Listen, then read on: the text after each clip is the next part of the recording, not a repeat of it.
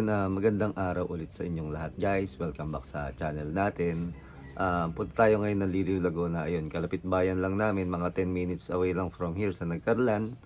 Kaya malapit lang yung destination natin ngayon. Kakabit tayo ng 1.5 HP na water pump.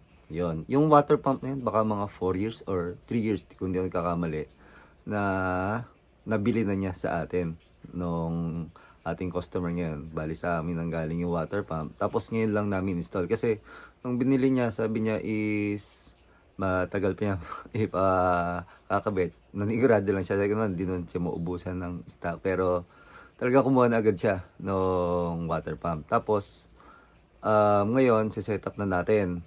Ayun, bali 4 years or 3 years na tayo nakakalipas.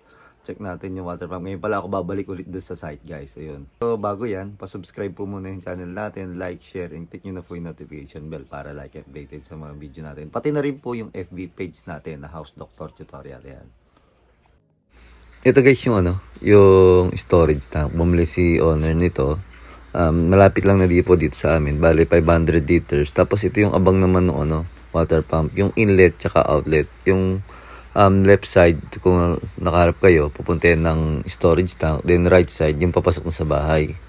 Then ito na nga pala yung water pump na binili sa atin. Yung pressure tank, si owner na rin yung bumili sa depot. Yung water pump lang yung binili sa atin. Binubuo na ni Abe yung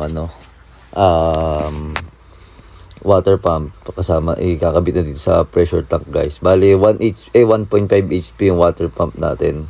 Dali ako naman, gagawin ko, layout ko na yung piping tsaka yung bypass niya. Maglalagay tayo ng bypass kasi para kung di nila gagamitin yung water pump, ayun, may tubig sila papasok sa loob ng bahay. Yan, ito yung pipe na nilagay ko, yung bypass natin, nilagay yung check valve. Itong, ayan, yan yung inlet niya, tapos naglagay yung tank T. Yung T na yan, papuntahin dito sa storage tank. Yan yung susupply ng tubig si storage tank pataas. Yan. Then ito naman, yan yung supply naman papunta sa water pump natin. Yan, nakabang na siya. Tapos ito, check valve natin, yung bypass nga siya sabi ko sa inyo. Then papasok na sa bahay. Tapos nag-add kami ng isang faucet dito.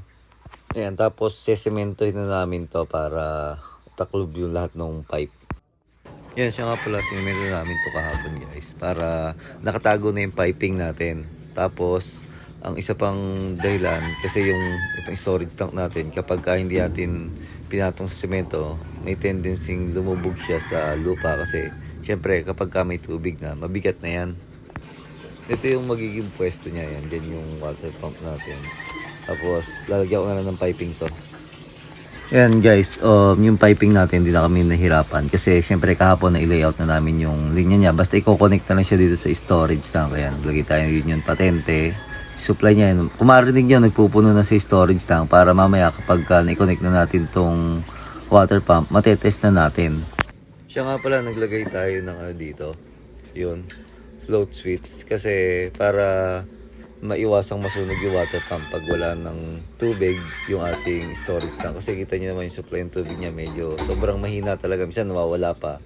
Yun, ma-avoid natin na mag-run dry or umandar yung ating water pump na walang tubig itong storage tank. Nasa ganoon, hindi masunog yung water pump natin. Ayan. Yun nagpupuno na lang tayo or nag-ipon na lang tayong tubig doon sa storage tank. Pero naka-layout na agad, nakakabit na lahat or naka-setup na lahat. Then nakakabit na yung mga connection natin tsaka yung mga fittings doon sa water pump. Tsaka doon sa kasi nag-add din kami ng gripo nga pala dito para sa washing machine. Tapos lahat naman yung mga valve accessible naman or kaya namang pihitin. Hindi naman siya, wala naman siya sa mga part na masisikip. Ayun. Kumbaga, naglagay tayo ng valve for mga maintenance purposes. Halimbawa, papalit tayo ng faucet. May off natin na hindi continuous yung flow ng tubig, guys. Ayan.